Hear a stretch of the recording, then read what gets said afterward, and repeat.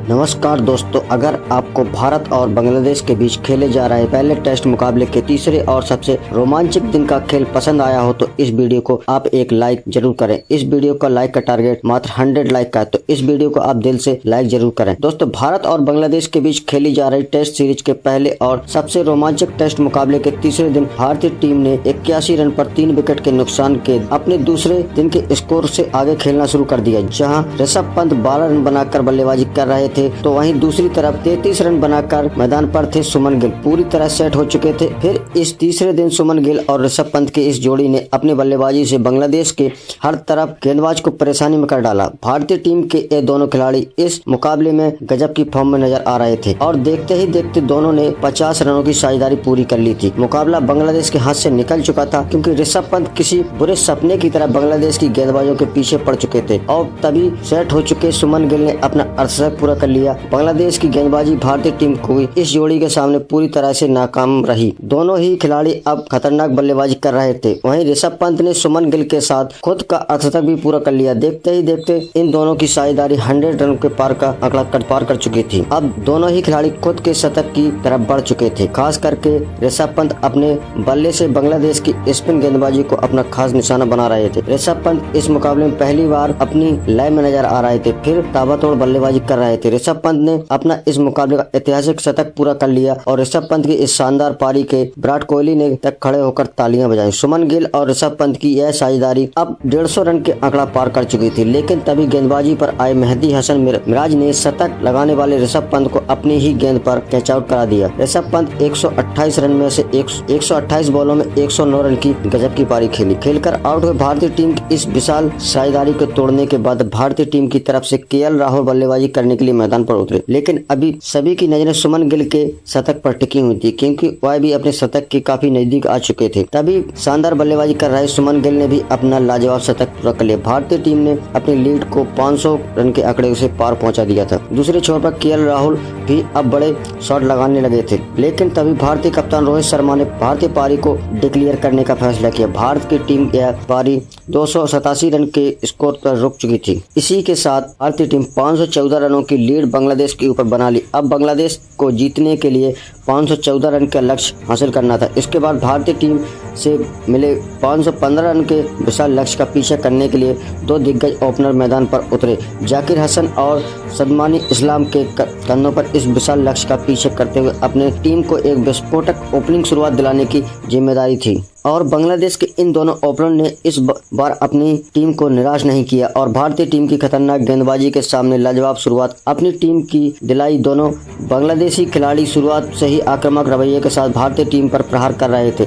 जिसने कप्तान रोहित शर्मा की परेशानियों को बहुत बढ़ा दिया था और इसी के साथ बांग्लादेश की इस ओपनिंग साझेदारी ने 50 रन का आंकड़ा पूरा कर लिया। अब भारतीय गेंदबाज दबाव में थे। किसी भी हालत में इस साझेदारी को भारतीय गेंदबाज तोड़ना चाहते थे। बांग्लादेश की ओपनिंग साझेदारी धीरे धीरे और भी ज्यादा मजबूत होती जा रही थी।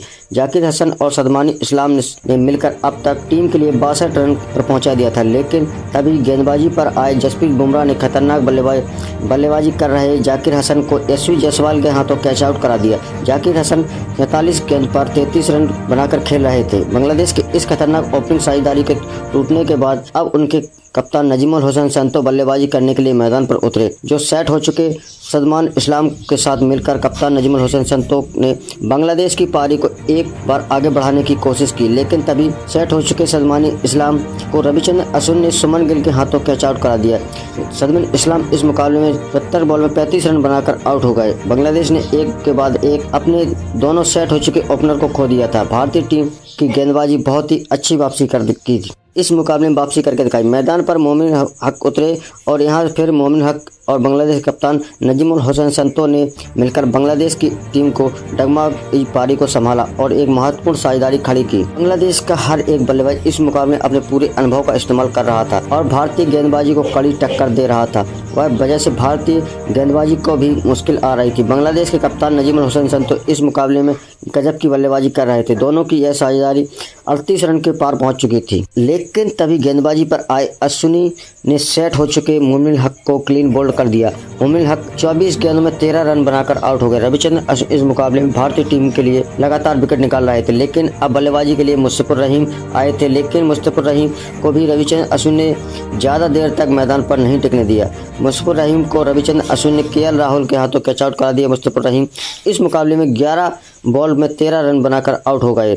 अब बांग्लादेश की टीम मुसीबत में थी। रविचंद्रन अश्विन स्पिन गेंदबाजी का जवाब किसी बांग्लादेश के बल्लेबाज के पास नहीं था। अब बल्लेबाजी के लिए साकिब अल हसन आए, लेकिन दूसरे छोर पर बल्लेबाजी कर रहे सेट हो चुके बांग्लादेश के कप्तान नजीमुल हुसैन संतो काफी अच्छी लय में नजर आए थे, अपना शानदार अर्धशतक पूरा कर लिया। फिर इस तीसरे दिन के अंत तक नजीमुल हुसैन संतो और साकिब अल हसन ने मिलकर बांग्लादेश की कोई भी विकेट नहीं गिरने दिया। इसके साथ ही तीसरे दिन का खेल अंत हो चुका था। देश की टीम 158 रन के 4 विकेट के नुकसान पर खड़ी थी। अभी भी बांग्लादेश की टीम को जीत के लिए 376 रन की जरूरत थी। उसके पास सिर्फ आखिरी 6 विकेट बचे हुए। लेकिन दोस्तों, भारतीय टीम इस मुकाबले में बांग्लादेश से काफी आगे है। लेकिन इस तीसरे दिन भारतीय टीम के असली हीरो साबित हुए ऋषभ पंत, जिन्होंने बल्लेबाजी के वक्त भारतीय टीम के लिए लाजवाब शतकीय पारी खेली और अंतर्राष्ट्रीय क्रिकेट में वापसी के बाद ऋषभ पंत पहली असली फॉर्म में नजर आए। ऋषभ पंत ने इस मुकाबले में सिर्फ 128 बॉल में 109 रन की ताबड़तोड़ पारी खेली। फिर इसके चलते